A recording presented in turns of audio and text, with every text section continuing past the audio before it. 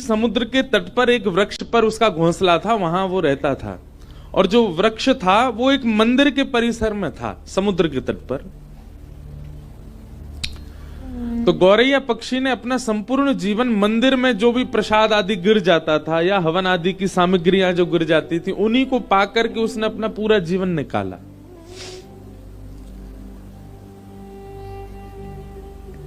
कुछ समय बाद उसके छोटे छोटे अंडे हुए घोंसले में। गौरैया पक्षी जाता मंदिर परिसर में, कहीं कोई यज्ञ हो रहा होता, किसी व्यक्ति के हाथ से प्रसाद गिर जाता या लोग बाग दाना डाल देते, तो मंदिर परिसर से ही इकट्ठा करके वो पाता था। छोटा सा पक्षी होता गौरैया। एक दिन ज्वार भाटा आया, प्रचंड ज्वार भाटा समुद्र में, और उस ज्वार के कारण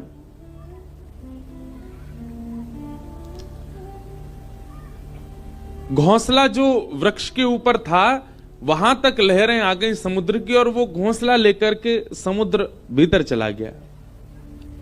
गौरैया पक्षी जब लौट करके आई तो उसने देखा कि मेरा घोंसला तो चला गया।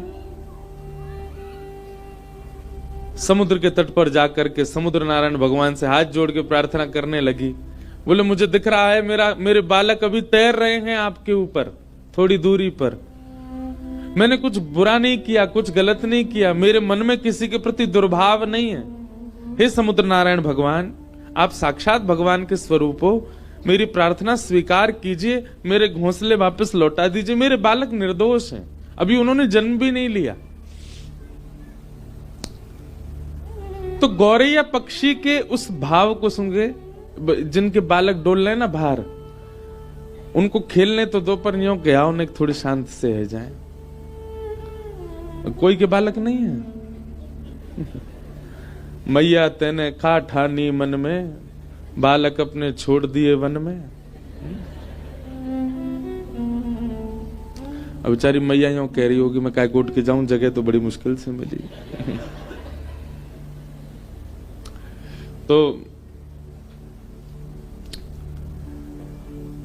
गौरैया पक्षी जब समुद्र नारायण से प्रार्थना करने लगी और अपने भाव कहने लगी, तो वैसे तो समुद्र कभी प्रकट होते नहीं, पर आज प्रकट हो गए।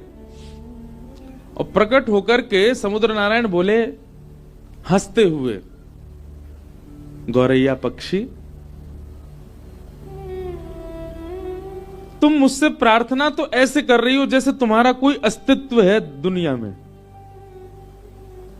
तो गौरैया बोली, मतलब?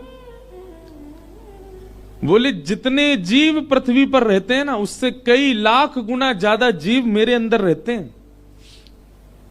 इस प्रचंड ब्रह्मांड में कोई तुम्हारी आवाज सुन भी रहा है? तुम्हारा कोई अस्तित्व है जो तुम प्रार्थना कर रही हो मुझसे? तो गौरैया पक्षी बोली, कहीं ना कहीं मेरे प्राण हैं और मैं जीवित हूं, इसका मतलब मेरा अस्तित्व है, मैं कह सकती हूं आपसे। समुद्र नारायण जोर से हंसने लगे। बोले, राम जी प्रचंड सेना लेकर के आए थे, खूब प्रार्थना करी, तब भी मैंने मार्ग नहीं दिया। गौरैया बोली, तो अंत तो गत्वा क्या किया ये भी पूरी दुनिया को पता है, सेतु बना दिया आपके ऊपर। समुद्र बोले, सीधी बात है, मैं घोंसले वापस नहीं लौटाऊंगा, मेरा कोई स्तर है, मैं साक्षात ऐसे कोई चलता फिरता व्यक्ति नहीं, किसी की भी बात सुनकर के उसकी मनवांछित इच्छा पूरी करूंगा। मैं प्रचंड समुद्र हूं, इस पृथ्वी पर सबसे बड़ा राज्य मेरा है, और एक छोटे से पक्षी की बात सुनकर उसका घोंसला लौटाऊंगा मैं? गौरैया पक्षी बोली, आपको वैसे तो लौटा देना चाहिए, पर फिर भी आप जिद करेंगे तो फिर मैं भी जिद पे आ जाऊंगी। तो समुद्र नारायण और ऐसे, तुम जिद करके क्या करोगी? बोले, मैं आपको सुखा दूंगी। समुद्र नारायण खूब हंसे। बोले, अच्छा है, अपने अहम में ही रहो तुम जीवन भर, छोटी सी पक्षी, दिखती भी नहीं हो तुम, एक लहर में भीतर ले जाऊंगा, और मुझसे कह रही हो मुझे सिखाओगी? गौरैया बोली, हाँ मैं सुखा दूंगी। कैसे सुखाओगी? तो गौरैया पक्षी जावे, छोटी सी वो छोटा सा वो पक्षी, इतनी सी उसकी चोंच, फिर वहां खला के फिर लौट के आ जाए। समुद्र नारायण हंसने लगे, बोले लगे रहो, बहुत बढ़िया, ऐसे जीवन निकल जाए तुम्हारा। बोले जितना तुम अपनी चोंच में भर रही हो ना, उससे करोड़ टन ज्यादा जल हर प्रतिक्षण मेरे अंदर आ रहा है, नदियों का। कोई फायदा नहीं है, कोई अस्तित्व नहीं है इसका। गौरैया बोली चाहे कुछ ना हो, पर मैं तुमको सुखा के मानूंगी।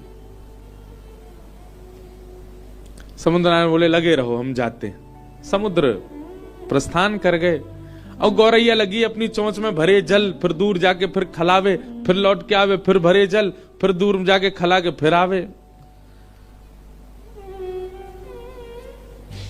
उस पक्षी को देख करके गौरैया पक्षी जो समाज था ना, सब में चर्चा होने लगी।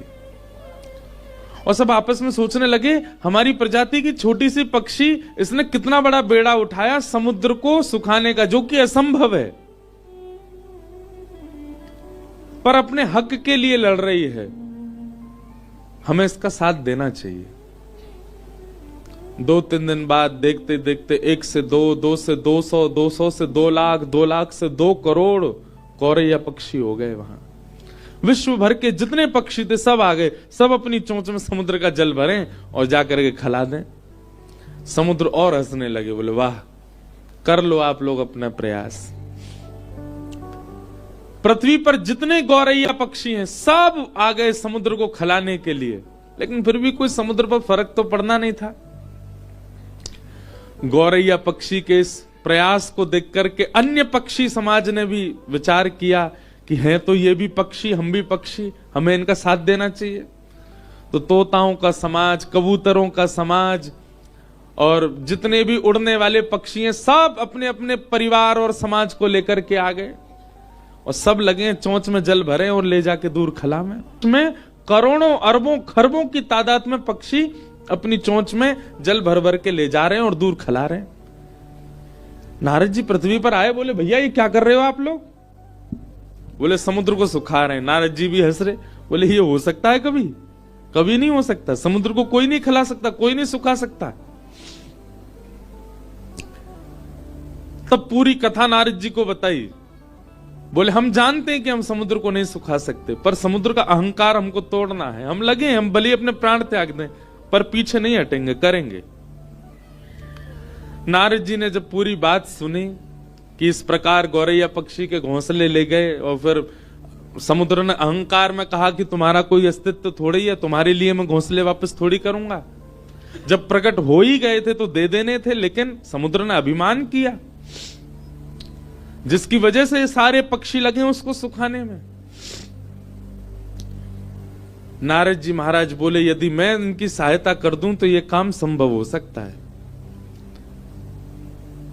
नारद जी सीधे भगवान के पास नहीं गए, मन में विचार किया कि भगवान के परिकर में पक्षी कौन है। भगवान के परिकर में पक्षी हैं श्री गरुण राज, गरुण देव। गरुण जी के पास गए, बोले कि महाराज ये सारे पक्षी आपके अंश हैं और ये सब लगे आप यहां बैठ करके आनंद कर रहे हो। गरुण जी बोले मुझे समाचार तो मिला, लेकिन इससे कुछ होना नहीं है, तो क्या करें? बोले क्यों नहीं होना?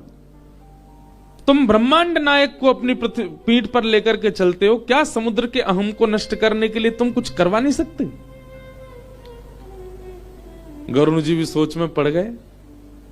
रात्रि में ठाकुर जी के पास गए, भगवान श्रीमन नारायण पौड़े थे और गरुण जी ने जाकर के बताया इस प्रकार पक्षी समाज लगा है समुद्र को सुखाने।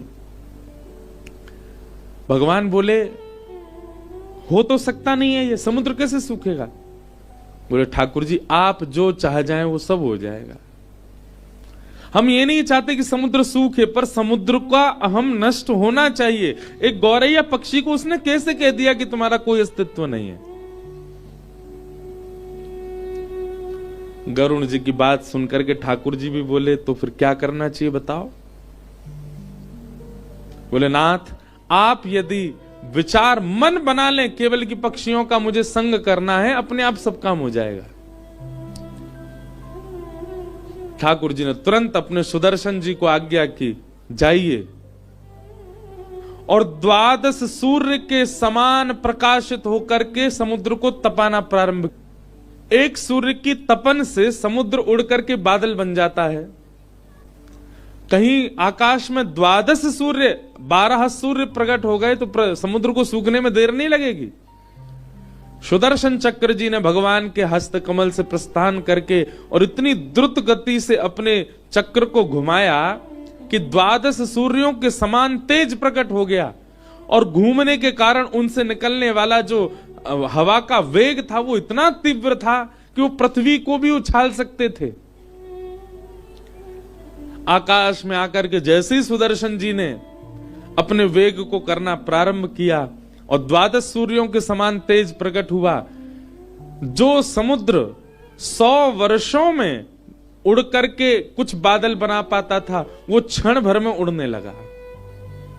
और देखते ही देखते किनारे खाली होने लगे, समुद्र का जल सींचने लगा, इकट्ठा होने लगा, जीव जंतु मरने लगे, समुद्र इकट्ठा होकर के एक स्थान पर नष्ट होने लगा, पृथ्वी क्षेत्र बढ़ने लगा, समुद्र का क्षेत्र घटने लग गया। समुद्र ने जब ये स्थिति देखी स्वयं की, प्रकट हो गए, प्रकट होकर के त्राहिमाम कहकर के नारायण का स्मरण किया। भगवान ने प्रकट होकर के समुद्र नारायण से कहा, अहम शून्य हो जाइए। पृथ्वी पर जिसका स्वरूप बड़ा है उसका अस्तित्व होता है, ऐसा नहीं है। इस पृथ्वी पर यदि चींटी जीवित है तो उसका भी अस्तित्व है, उसकी रक्षा भी मैं कर रहा हूं। आप उसके प्रति भी ये भाव नहीं रख सकते कि उसका कोई अस्तित्व नहीं है। एक चींटी रहती है, वह भी बालकों को जन्म देती है, ठाकुर जी कहते हैं वहां भी मेरी दृष्टि जाती है, उसको भी मैं देखता हूं।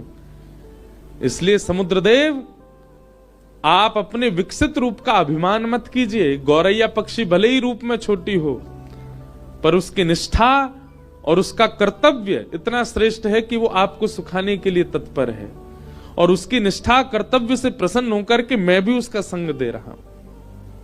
समुद्र नारायण क्षमा मांगने लगे, बोले क्षमा कर दीजिए, मैं आज के बाद आपसे निवेदन करता हूं कि मैं कभी भी इस प्रकार के अहम में नहीं रहूंगा।